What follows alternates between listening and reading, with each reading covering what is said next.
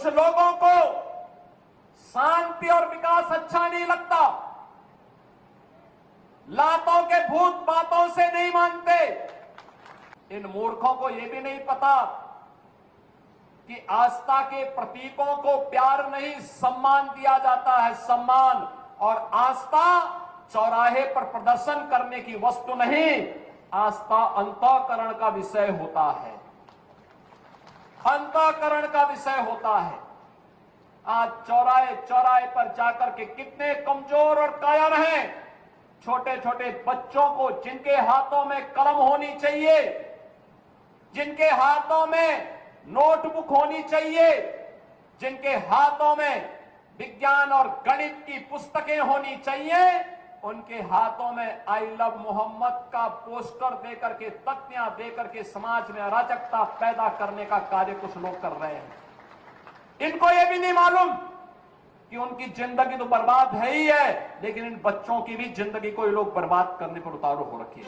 मुसलमानों के एक समूह ने वहां एक सभा करने की योजना बनाई थी। उन्होंने प्रशासन से इजाजत भी मांगी थी और प्रशासन ने उन्हें साफ कहा था कि आप यहाँ पर अपना टेंट लगाकर सभा कर सकते हैं। जगह भी तय कर दी गई थी और समय भी। लेकिन हुआ क्या, जिन लोगों को जहां इजाजत मिली थी वहां उन्होंने टेंट नहीं लगाया। उन्होंने जाकर किसी और जगह टेंट गाड़ दिया और उसके ऊपर बड़ा सा बैनर लगा दिया जिस पर लिखा था आई लव मोहम्मद। अब प्रशासन ने जब ये देखा तो उन्होंने उन्हें टोका और कहा कि यह आपने गलत किया है, क्योंकि आपने तय जगह पर टेंट नहीं लगाया, बल्कि वहां लगाया है जहां पर भीड़ इकट्ठी होने से भगदड़ या कोई परेशानी हो सकती है। प्रशासन का एतराज सिर्फ इतना था कि नियम तोड़े गए हैं और सुरक्षा को खतरा हो सकता है। लेकिन कुछ लोगों ने इस मामूली सी बात को ही नया रंग दे दिया। उन्होंने कहना शुरू कर दिया कि सरकार इसलिए रोक रही है क्योंकि वहां आई लव मोहम्मद लिखा हुआ था।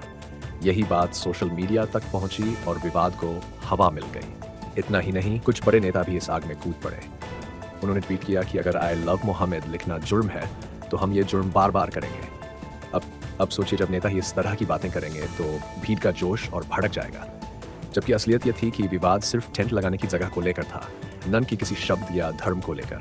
असल में हुआ यह कि अपनी गलती मानने की बजाय कुछ लोगों ने उसे छुपाने के लिए धर्म का सहारा लिया और देखते ही देखते ये एक साधारण प्रशासनिक मामला धार्मिक विवाद बनकर पूरे देश में चर्चा का विषय बन गया। दुख की बात यह है कि इस पूरे मामले में जो भीड़ दिखाई दी उसमें ज्यादातर युवा थे, जिनके हाथों में कलम होनी चाहिए थी, किताबें होनी चाहिए थी। वही युवा पत्थरबाजी करते नजर आए।